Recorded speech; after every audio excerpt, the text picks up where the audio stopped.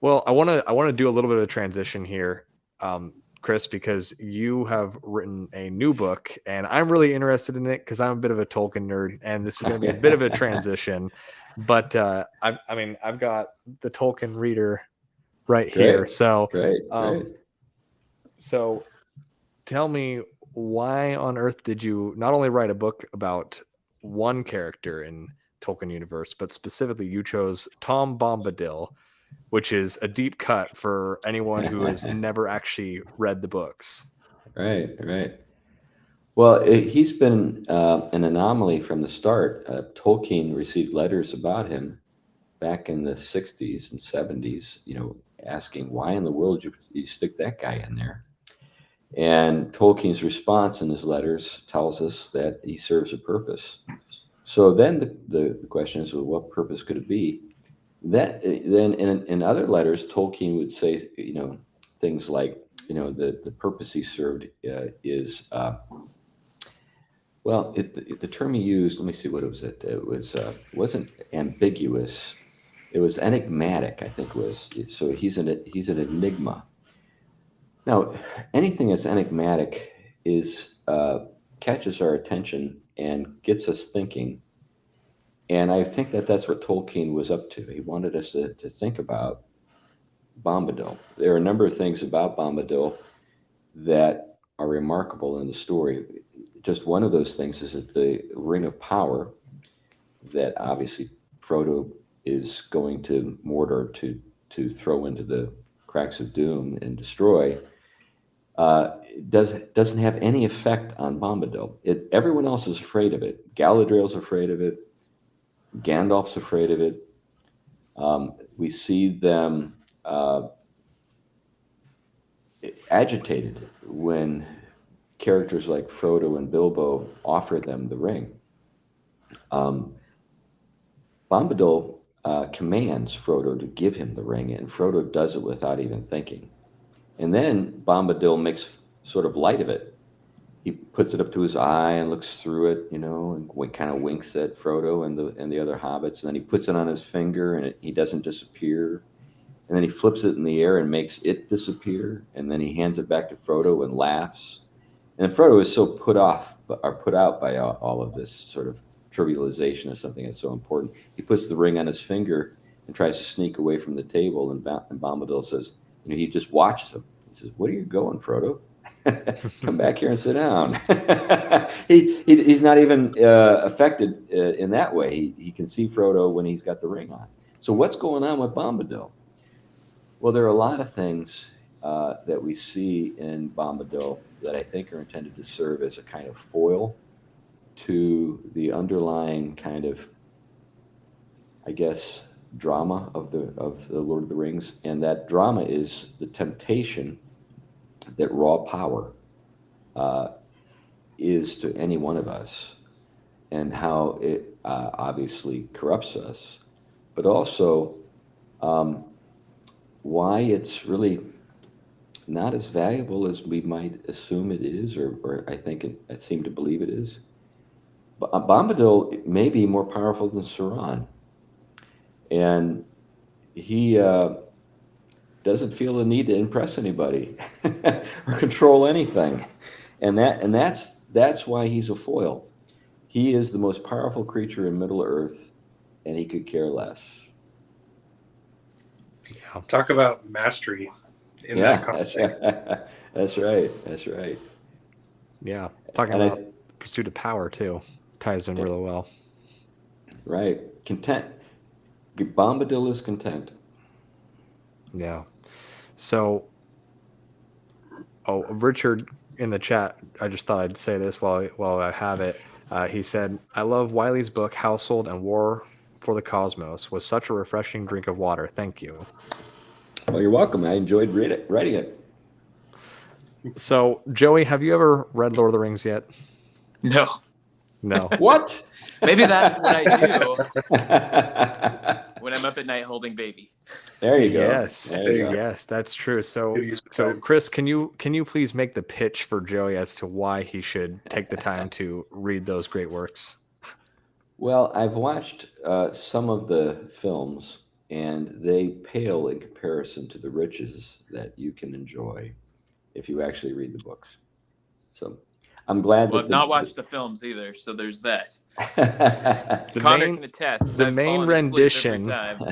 that Joey has watched that all of us are very familiar with and is definitely one of the best cinematic portrayals of Tolkien is the 1977. Is it 77? I think it's 77 or The 78. Ralph 1977 Hobbit. Bakshi. Yeah. Okay. Rankin and Bass. Okay. Yeah. Yes, Rankin and Bass. That's what Yeah, it is. yeah, Yes. yeah. Well, that wasn't too bad in certain ways. It's certainly better than Bakshi's and better than Peter Jackson. Well, definitely Peter Jackson. We can agree to That's for sure. So, but what's interesting is to kind of loop this back into our larger conversation. There's an interesting ability for stories to kind of pierce a person's soul in a way that facts and logic does not have the capability of doing. Rod Dreher wrote a book, Live Not by Lies, and he tells a story of many individuals that have been underneath totalitarian regimes. And one of the stories that he told was of a family, and they said that their parents read them The Lord of the Rings growing up, and they were able to recognize that they were in a totalitarian regime, even though they knew nothing different, because they understood that there are places like Mordor in the world. So what is it about stories that are able to do that are able to capture individuals and help them to maybe take the blinders off for a moment for something that maybe ideology might be blinding them to?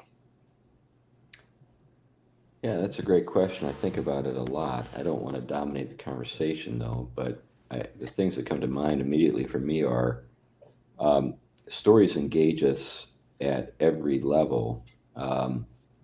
So, abstract thought is not something that everybody finds congenial, let alone accessible. And often philosophy or theology in its most sort of high-flown expressions is very difficult for people to engage in or sort of relate to or benefit from.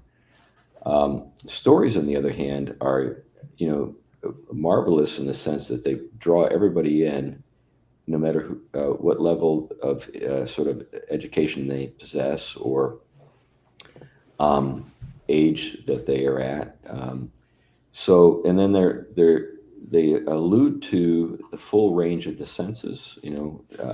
Well-told stories bring to mind sights and smells and sounds, and so they fully sort of draw us in to this sort of imaginary that they present to us. Every story has that kind of imaginary that we enter into. When we think about fantasies like Tolkien's, but even when we think about something as maybe as realistic or as presented as realistic as possible, like say maybe something by a contemporary author who's just tried to describe the daily life of a person in New York City. We're fully brought into this sort of world of the senses, and we can dip into it as deeply as we want. People read The Lord of the Rings and just enjoy a great adventure story. Other people read The Lord of the Rings and it changes their entire worldview. Yeah, I know it did for me. But now what's interesting is I know that you're not a fan of the movies, but my introduction to Lord of the Rings was the movies, and part of that's just being my age. Around the time they came out was around the time that I was pretty much beginning to watch movies. And but what's interesting to me is that allowed me to eventually desire to read the books. And now that I've read the books, I'm very much of the same mindset as you, as the books are so much richer than the movies. But for me, I enjoyed the movies still. I think that there's still definitely a place for those. But I'm curious what it was about the movies that turned you off. Well, I think there's. Have you read Tolkien's On Fairy Stories? I have read parts of it, yes. Well, one of the things he has to say is that literature and film are just different media, Mhm. and they're each is good at something out different, and there's something that just doesn't translate when you take a story that's literary in character and try to translate it into something that's visual in character. I think films are fine. They're good for certain things, but they're not good for everything. And sort of the inner meaning of things is something that films don't have an ability to convey unless they, in a heavy-handed way through narration, try to get you into the mind of the protagonist. Um, but literature does that. Literature is sort of the inner life of characters. So you can see them interacting with their settings by following their thinking, not just their behaviors. So I think that's something that Tolkien brings out on fairy stories. He talks about that. In terms of do I wish that the films had never been made? No, I think I'm glad that people like yourself, Connor, have started with the films and then decided I want to actually read the books, and I think that happened for a lot of people. Yeah, it definitely introduced them to a broader audience. That's for sure. So when it comes to culture building, then that's something that we talk about quite a bit on this show as well. Do you think that culture building through storytelling is a crucial tool for us to be utilizing as believers to sort of start to turn the culture in a positive direction? Oh yeah, I mean I don't think you have culture without stories. Mhm. At the heart of every culture is a set of stories. So what are our stories? I think what we see with wokeism is a rejection of the formative stories of the United States. And we could evaluate the critiques of those stories that they've made.